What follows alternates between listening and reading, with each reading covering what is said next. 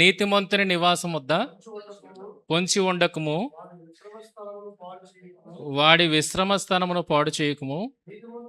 నీతిమంతుడు 7 మార్లు పడినను తిరిగి లేచును. సందర్భాన్ని అర్థం చేసుకోవడానికి ప్రయత్నం చేయండి.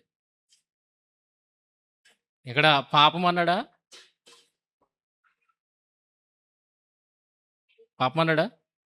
చదివారా? భక్తిహీనుడు, మళ్ళీ చదవం. భక్తిహీనుల ఎవడు పొంచి ఉంటాడట?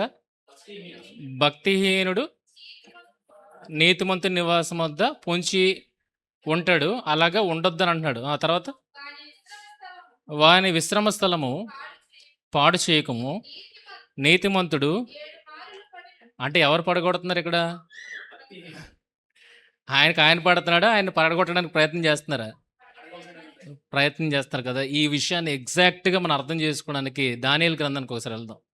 దానియేలు గ్రంథము 6వ అధ్యాయము.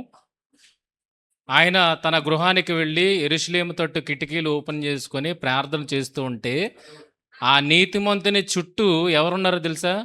ఈ భక్తిహీనులు ఉన్నారు. భక్తిహీనులు పొంచి, చదవండి. ఆ మనుషులు గుంపు కూడి వచ్చి దానియేలు తన దేవునికి ప్రార్థన చేయుటయు ఆయన్ను బతిమాలుకున్నట్టు చూచి. ఎక్కడ చేస్తాడని ప్రార్థన? దానియేలు తన ఎంట. ఇందాక రిఫరెన్స్ ఏం చదువుకున్నావు? భక్తిహీనుడా, నువ్వు నీతిమంతుని ఇంట పొంచి ఉండొద్దు అన్నాడు. ఇక్కడ దానియేలు నీతిమంతుడైతే దానియేలు ఇంటి దగ్గర దానియేలు కనబడడానికి పడగొట్టడానికి ఎవరు వచ్చారు?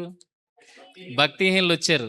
ఆయన ప్రార్థన చేయడం, ఆయన దేవుని బతిమలాడడం చూసి ఏం చేశారు? కీడులో పడేయాలనుకుని రాజుకి కంప్లైంట్ చేశారు.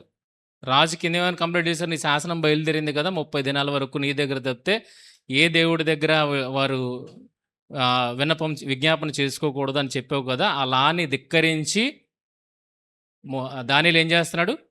ప్రేయర్ చేస్తున్నాడు. ఆయన రాజు దగ్గరికి వెళ్ళినప్పుడు బలవంతంగా రాజు చేత ఎక్కడ వేయించారు? సింహాల బోన్లో. అంటే నీతిమంతుడు ఎక్కడ పడతాడు? పాపంలోనా? అక్కడ ఏముంది? నీతిమంతుడు ఎక్కడ పడ్డాడు? ఎక్కడ పడేశారని ఉంది? ఆయనగా పడ్డు.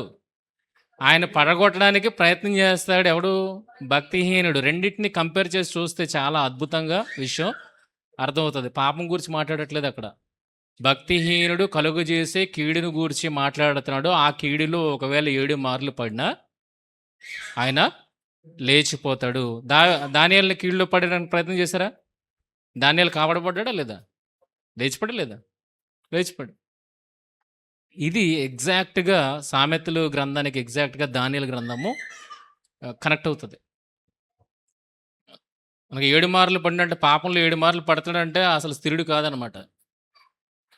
పాపంలో 7 మార్లు పడతాడంటే అసలు స్థిరుడు కాదు. నీతిమంతుడు ఎక్కడ 7? కనుక నీతిమంతుడు ఎందులో పడినా బయటకు వచ్చేస్తాడు. తనకు తానుగా పడ్డు కానీ తనను పడగొట్టడానికి కీడు కల్పించినా అందులో ఆయన బయటికి రాగలుగుతాడు అన్న విషయాన్ని ఇక్కడ చెప్తున్నాడు. అర్థమైంది క్లియర్గా? ఎప్పుడు వచనం అర్థం కాకపోతే ఎవరైనా జీవితం ఉన్నది అని అంటే ఆ జీవితాన్ని తీసుకుని వచ్చి దానికి ఆపాదించగలిగితే ఆ వచనం చాలా క్లియర్గా అర్థమవుతుంది. అది పాపుల కోసం చెప్పబడిందా, పాపం కోసం చెప్పబడిందా, కీడుని గురించి చెప్పబడిందా? అర్థమైందా? కనుక కీడులో పడినా నీతిమంతుడు లేచిపోతాడు. భక్తిహీనుడు అదే కీడు కలిగితే భక్తిహీనుడు లేగడు. సింహాల బోన్లో వాళ్ళు పడ్డారు, ఏమైనా దొరికాయా? ఎముకలు కూడా దొరకలేదు. ఇది అనమాట. ఈ కంపారిజన్ మనం అర్థం చేసుకోవాలి.